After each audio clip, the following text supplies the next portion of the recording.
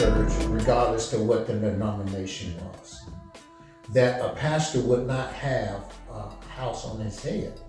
Even if he was talking about God gonna bless you with one of these houses, it wouldn't be on his head.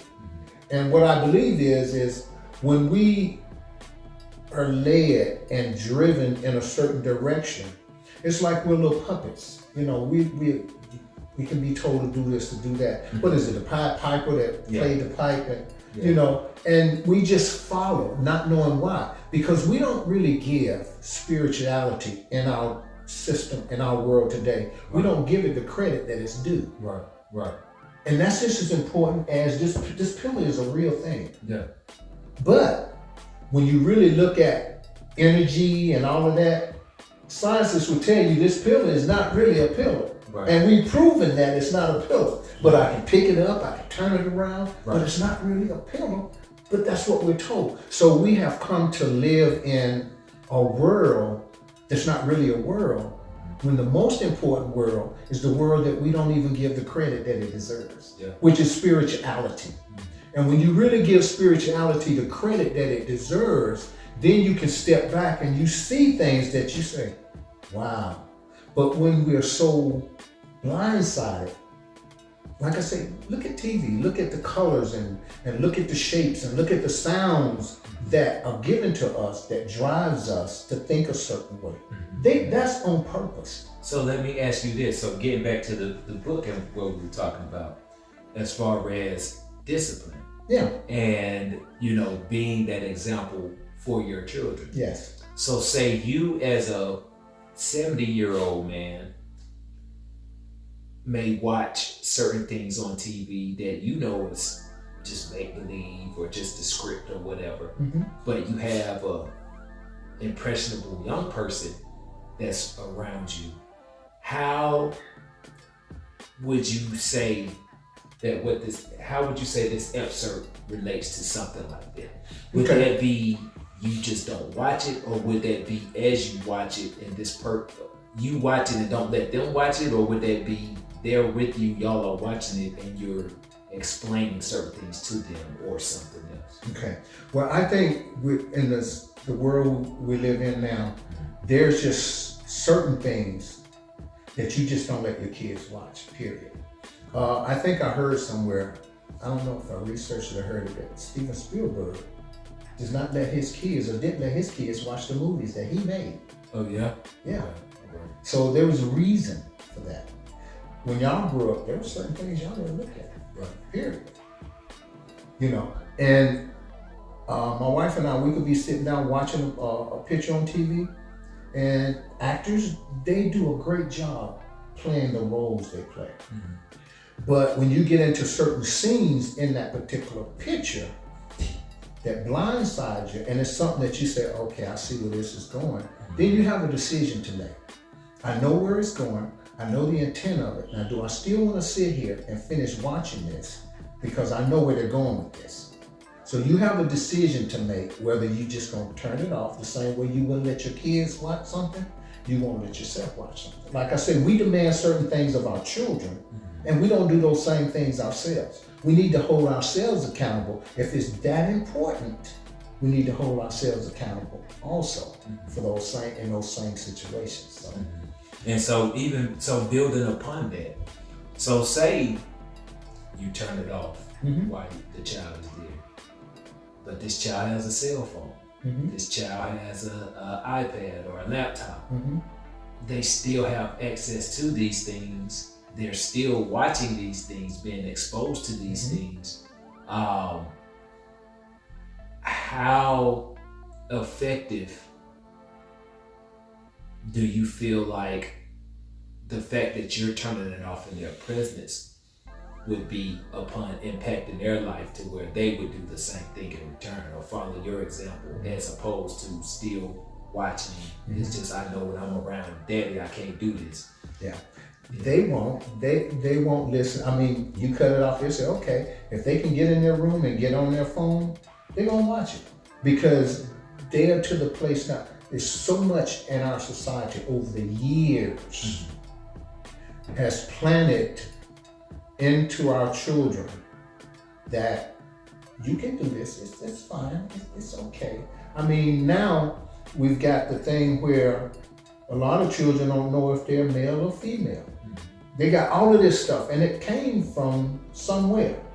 It didn't come from their parents. It came from things that they were exposed to. And not only that, it's like I saw on the news the other day where now, teachers have to be certified and go through training. Now they're talking about Congress is talking about hiring non-certified teachers to teach our kids. So if you're hiring a non-certified teacher to teach your child, you don't know what that person is going to be teaching. It's like you're giving them a blank slate to teach their kids. Although you might have a curriculum, you don't know how they're going to teach that child that curriculum.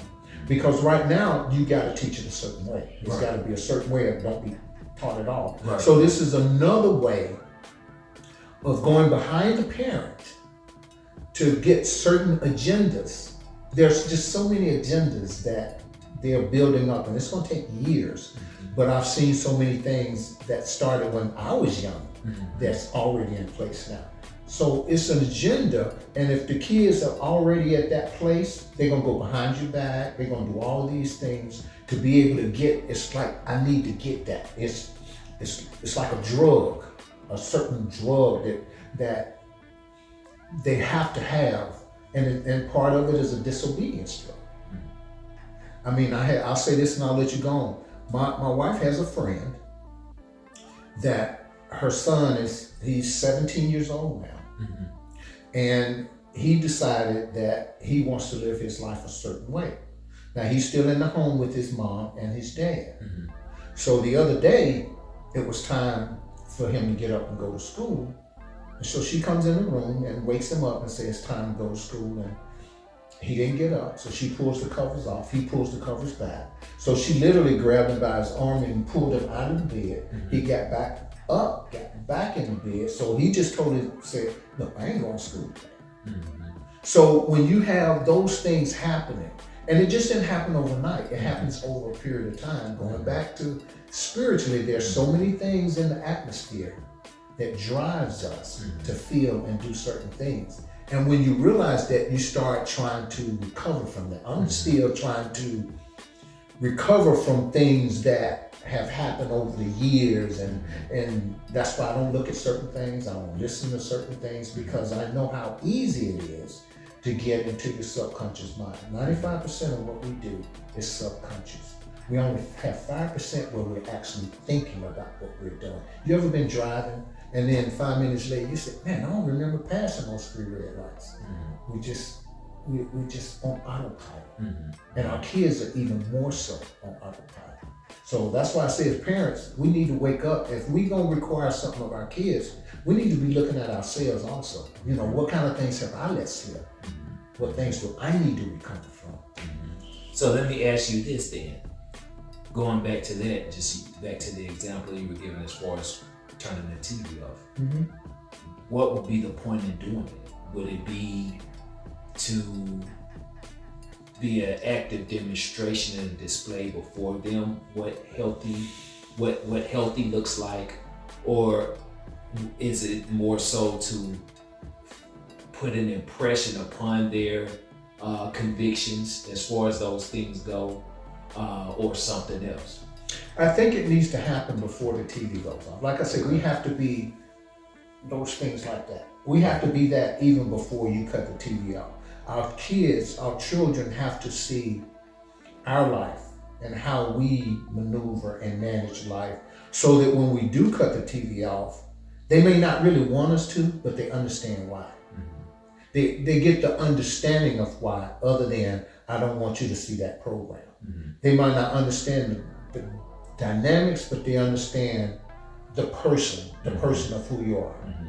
And I think that's so important for our parents, is that we need to become the persons that we are in order to help lead our kids, even in school. I mean, there's some teachers that are just amazing with the kids. They're totally respected, and then there are other teachers that just have no control. And I think it's because the kids know the spirit of that teacher and know what they can get by with.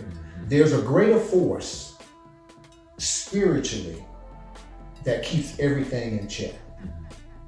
And we've gotten so far away from it that things are not in check anymore. So it takes the individual to step by step, line by line, precept by precept, to get their own lives back in check. And as you do, you'll see things around you begin to just kind of, yeah. Okay. Good stuff, Daddy-O. Good stuff. So let me ask you this then. So what types of things would you say because of when it comes to the spiritual understanding that there's something that's unseen or a force that's driving that's driving certain portions of humanity. How do you explain and instill those things into your children? Because if it's more than just what you're seeing on TV, it's more that's driving this fashion, whether it's the, revealing clothing, whether it's the, different narratives as far as sexuality and that sort of a thing that's being discussed and kind of promoted. How do you instill those things within your children? Honestly, big bro, I think it's too far gone. I know that's a bold thing to say, but this ship has been sailing for a long time, and they've proven. And when I say they have proven, scientists have proven, and you have to mix spirituality with science and all. I mean, because I give you a prime example. In church, we're taught to pray and fast and believe God and all these things. And when you pray, it's like, how are you praying? What are you praying? I mean, what is it that causes you to pray? And we think we're praying out of our mouths. But scientists has proven that you are what you say because you are energy. You will attract what you are. And they've done all the research, all the testing, that there was a study done in 1988. I think it was, I'll find it, but there was a study done. It was one of the Eastern countries. And they took like 3,000 people and they told them that this is a study we're doing just to really prove certain things as far as energy. And they told them to think about love and peace and generosity and all. They gave them guidelines as to how they really wanted them to think. In that particular town, traffic accidents went down, thefts went down, robberies went down, all of that went down. And then after, I think it was like a 2-week test, and then they told everybody, okay, just go back to normal. And then those things began to rise up. And it was just because of the energy and what they purposed to think about. So when you That's look, something that they call the collective consciousness. the collective consciousness, Right. That's what it was. It was a collective consciousness experiment. And that's been proven even before we were born, that these things worked.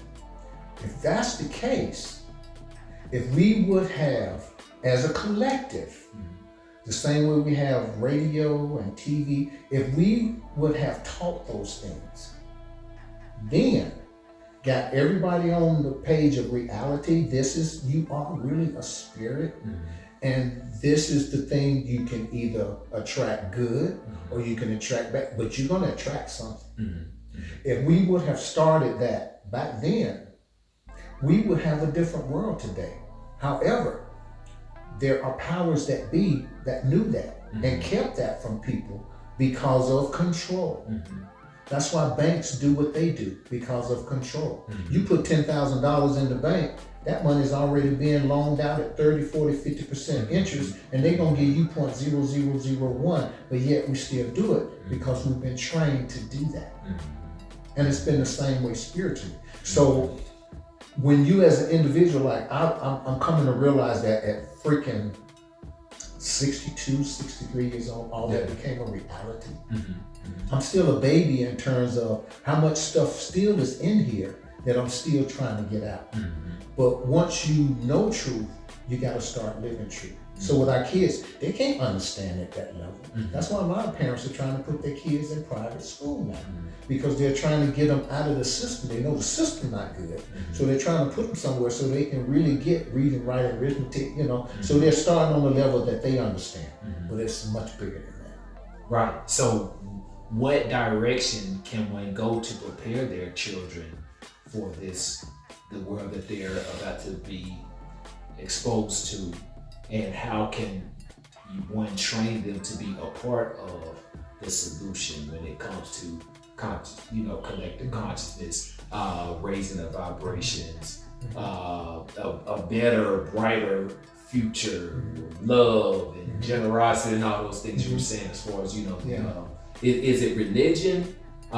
Is it, just treating people good? Like what is it what direction would you steer people in? Okay, so I go back to say that